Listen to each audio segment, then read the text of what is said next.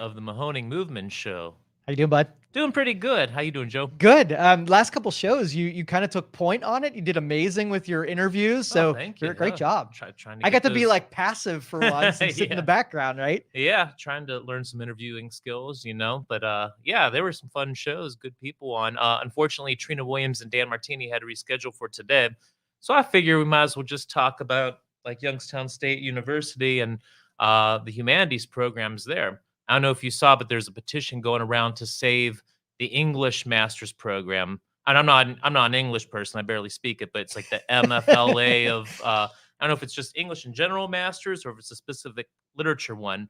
But there's some really great people in the English program and faculty at YSU. For instance, Chris Barzak and Karen Schubert. I don't know if she actually teaches at YSU. I think she does, but she's the ringleader of Youngstown Lit, and they just did a conference downtown that had brought a lot of people in, and it was cool. I got to pedicab for that. I volunteered to pedicab and got to take a special guest around on that. So they're fighting to save the English master's program, but also some of the other humanities programs are on the cut. I'm actually going to be one of the final students to go through the American Studies master's program, which is unfortunate because I think it's a really awesome program. I mean, it's not going to be the end of the world though, because the history masters kind of covers a lot of that ground. But I'm really fortunate to be one of the students that actually get to take that program. Daniel Rauschenbach too is going through that program, and we're trying to convince him to finish it up before it's all over. So I just figured we'd talk a little bit about the humanities at YSU and nothing specific, but so the overall concept of the show is we're talking about the active transportation trails, but doing the history of transportation in the area and advocating for active transportation to connect the Stavage Bike Trail to the Ravenna Bike Trail, doing the history along the way, but also advocating for the active transportation because it's good for our community. And so we kind of really helped form that, what I've formed that project because it's always something I've been interested in, but really actually combining with what I'm learning at YSU on it was really this program, the American Studies program, and especially the applied history program, which the future of that's kind of uncertain as well. My main professor up at YSU, Dr. Tom Leary, is going to be retiring after the spring semester. So just really want to help advocate that these humanities programs are really important, not just for the students who go through them, but for our entire Youngstown community. Like I said, people like Chris Barzak and um, various professors, Dr. Jacob Lebens, and professors who are important not just within the classroom, but also with being members of our community. Both people that are from here and people who came in to teach at YSU.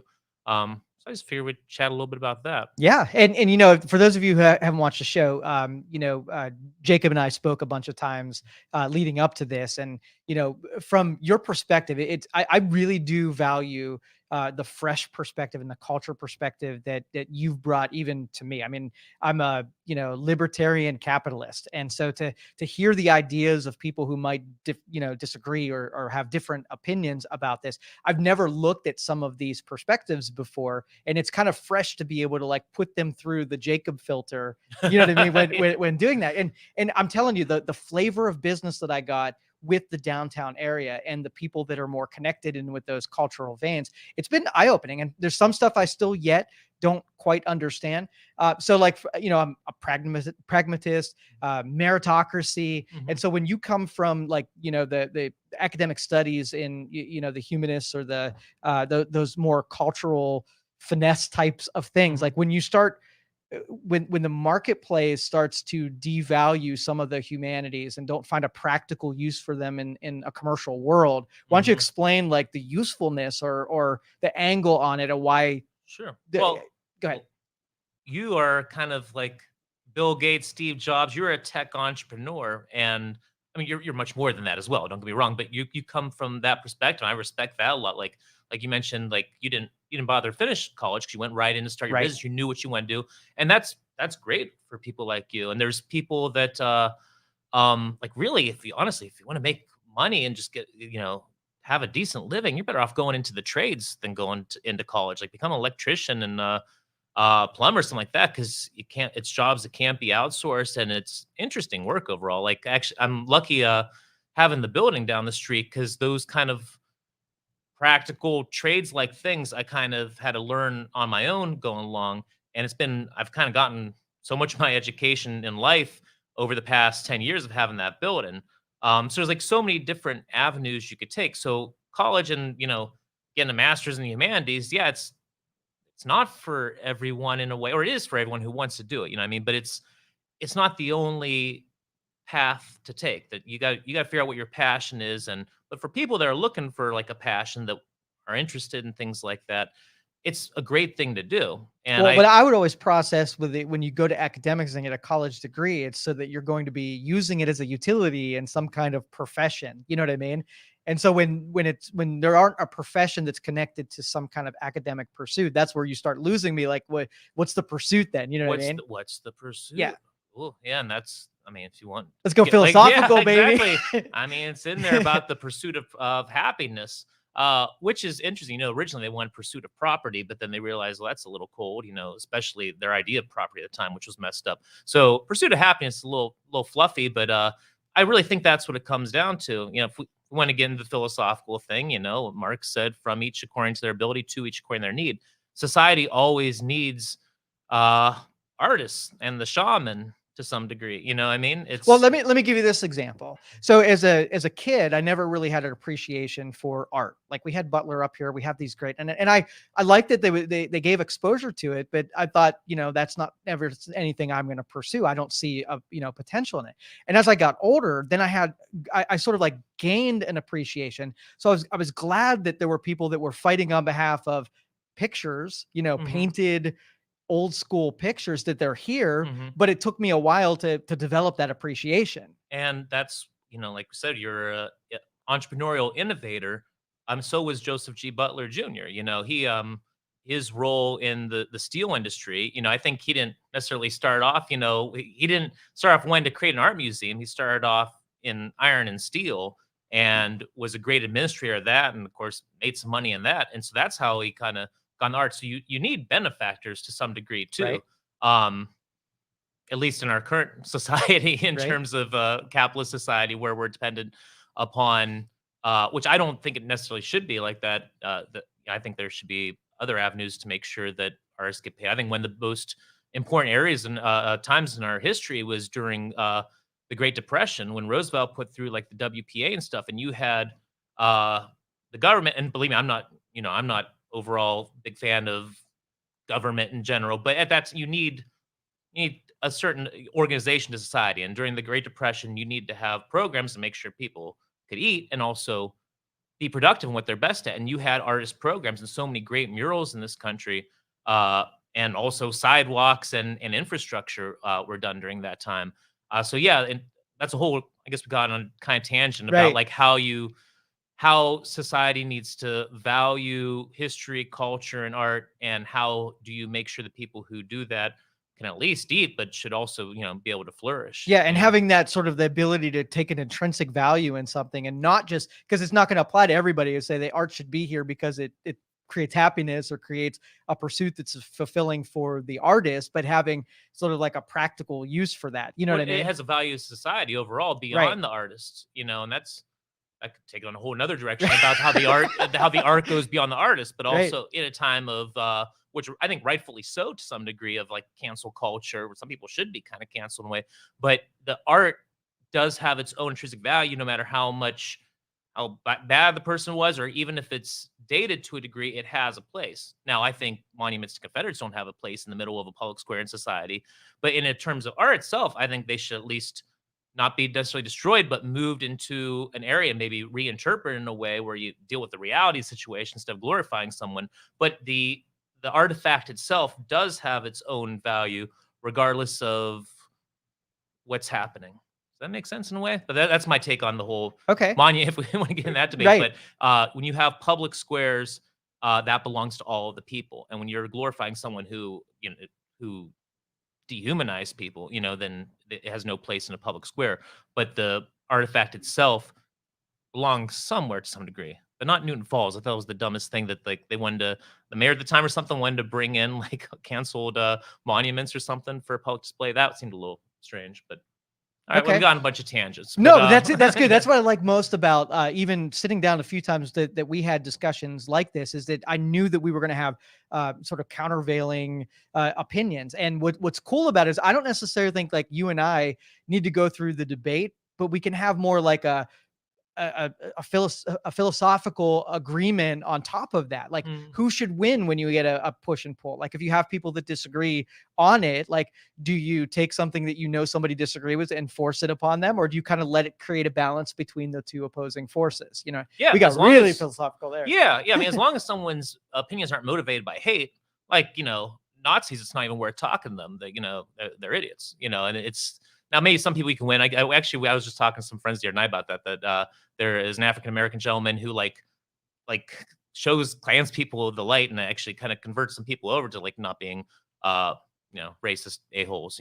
But in terms of intelligent people being able, or even non-intelligent people, just people talking about ideas and what's the best way to structure society. I know you're a person who's motivated by good overall. How you get to the good, and like how being able to have the ability to explore what you want to do and what you're best at. That is, especially if you're a tech entrepreneur, America's one of the best place in the world to do it. And our country's kind of the best parts of our country kind of built on that in a Yeah, way. and what like one of my again your perspective that you're bringing, like if you took the downtown area, which you and I both advocate, we want the best for what's going on down here, and so like the perspective is that you have a different flavor of people who do business in that kind of a setting, and you're preserving something that otherwise somebody might come in here and see sort of like that intrinsic value that we're talking Mhm, about and do a different version of it. Like we'll say you have a movie theater that's been around for 200 years. mhm. Well, there might be one output that you consider on a movie theater of how much money they can make and how much revenue it can create. If one person looks at it saying, hey, it's a piece of our history and it's a reminder of what we did and which is worth preserving. And I'm thinking like both of them are awesome. I mean, you could have a Mhm. hybrid where you have a respect for where we've been and something that still has a value in the marketplace. You know what I Oh mean? yeah, Like and the that's benefactor and whatever and that's example. exactly what I'm motivated to do down at the building. It's like to have a you don't want to just have a museum in the archaic term of like that. It's kind of like stoic and kind of like dead in a way. You want to have a vibrant, active museum of a space where things evolve, where it's not just trying to be nostalgic and single-minded about the past, but taking history and involve creating something new. And yeah, like we talked about, downtown Youngstown has always had that. Even in the days that people thought nothing was going on down here, it's not true. Things were always going on Right. down here. Places like Cedars and a place called the Bone Hole, which is kind of like an underground art collective back in like the '90s, like kind of just before my time. I never really got to hang out there, but there were some great artists that hung out there.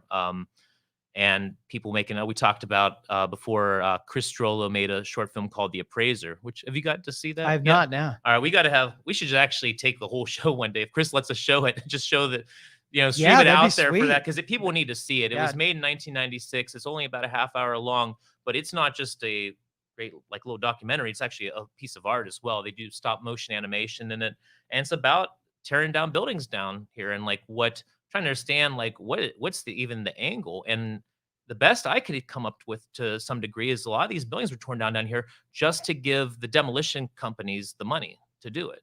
Like you're tearing down invaluable assets, buildings that couldn't be built again today, and it was just so a demolition company could make a couple $100,000 on it, and not even ones that were like even from Youngstown. I mean, it was, and it's still happening today too. You know, Yeah, that level of corruption, it breaks my heart that that stuff Mhm. happened around and someone allowed it to be, it just Yeah, and it's there's actually some new kind of worrying some things kind of being rumored about in terms of historic buildings downtown. So we'll keep you updated on that all in the right. show. So circling back to the humanities and Mhm, at the university. So if you take programs that having a university harder to keep offering, right? mhm, That don't have a connection to the marketplace. Because if you have mhm, a publicly funded university, mhm. then the tax base and the people who fund it sort of have to justify I, spending. I've been trying to seriously think of the best, and hopefully maybe our audience can help us with this. I'm trying to think what the humanities equivalent could be, and hopefully something terrible doesn't happen that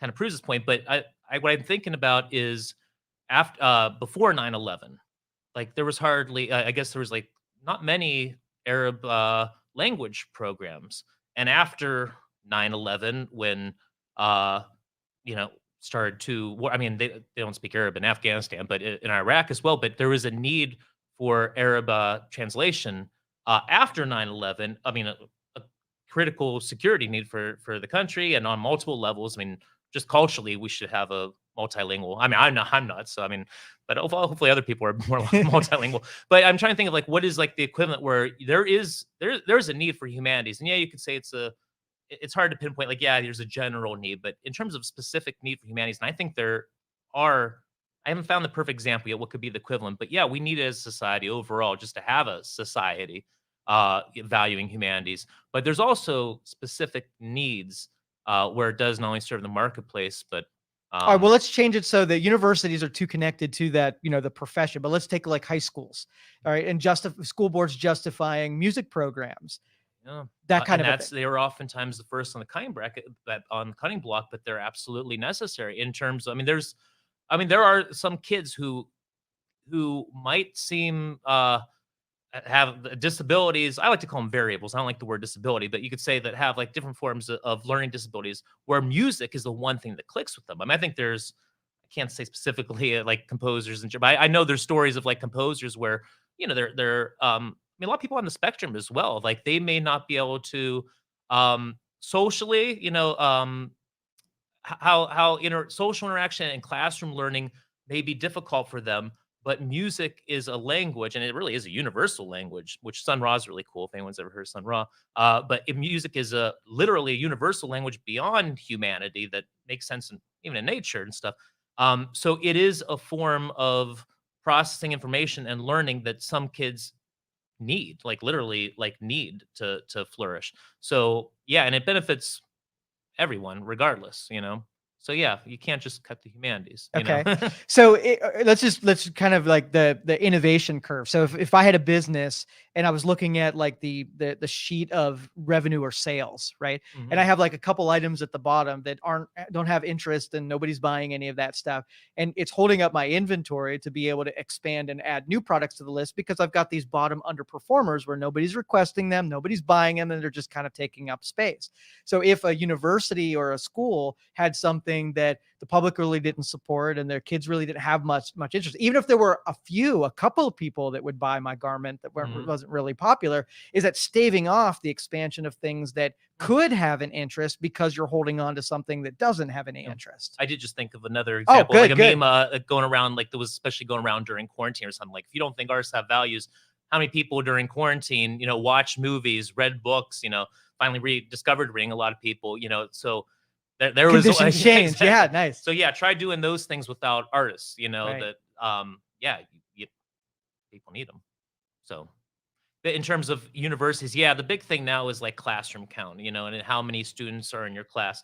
So yeah, I think our society, in terms of Youngstown, yeah, we're advocating that YSU doesn't cut these humanities programs, but also we as a community, we have a role to make sure that kids know that it's an option and are how you introduce them to it, so that they then do go to YSU and enroll those classes. Because yeah, at the end of the day, you need to have students in seats in order to have you know, someone teach it. Yeah, But and my when you start talking about this stuff, if there were people that were sitting on the couch that weren't taking these classes for whatever reason, I hope the discussion says if it's important to you to keep those things intact, that you show interest and go buy that stuff. You know what I exactly, and mean? that's one main reason that I was thinking about like what we're going to talk about today. I figured that's why it would be a good time to talk Give about me an because yeah, example of what the humanities that they're thinking of cutting. Like what when we like say the humanity. American Studies masters is being cut, which I really like because it's a combination kind of history and culture. That Dr. Lou Zona from the Butler taught classes for the American Studies program as well, but also the Steel Museum, Dr. Tom Leary at the Steel Museum. So it's like, and that's what I love about Youngstown is we are the perfect blend of that. We're a city Right. of both grit and culture. We're a city of the steel mills and the Butler Institute of American Art. And that's I'm really proud too of how the show with Maple Turner turned out last Friday too. Maple worked in the steel mill, and he's also an international artist. And I'm really, really happy and thankful for everyone who made that show a success on Friday because it was a perfect evening, and it was the building's got grit, but also Maple, brought culture to that building Yeah, too. give us the update because I didn't hear I hear how it turned out. So give us a It little was, it paint a was little awesome. picture. Trina Williams and the Mocha House did an amazing job with the catering. It was fantastic. And we had some champagne and wine that was real good. And Dave Lynn Trio performed, and Mark Lee Pringle uh, really had it was fantastic. It was the Queeling Dragon, and it was two people in this like Chinese dragon costume, and someone playing the big drums, and someone with a mask on that kind of looked like Devo's bougie boy. That was kind of like it was wild, and the dragon coiled around, and it put its head in the slop bucket and filled its mouth up, and then vomited candy over everyone. Wow, It was- interesting. yeah, and it cleared all the negative energy. Said Mark Lee Pringle said it clears out negative energy, and so Okay. sure it did. Yeah, we're ready. He said usually it's for the new year, but it's for any special occasion, Okay. and it did. That was awesome. Well, I will tell you, I really appreciate what you do to facilitate stuff like that from happening. So the part that you play in pulling stuff like that off, thank you very much from all of us. Thank you, Joe. I Yeah, appreciate it. for sure.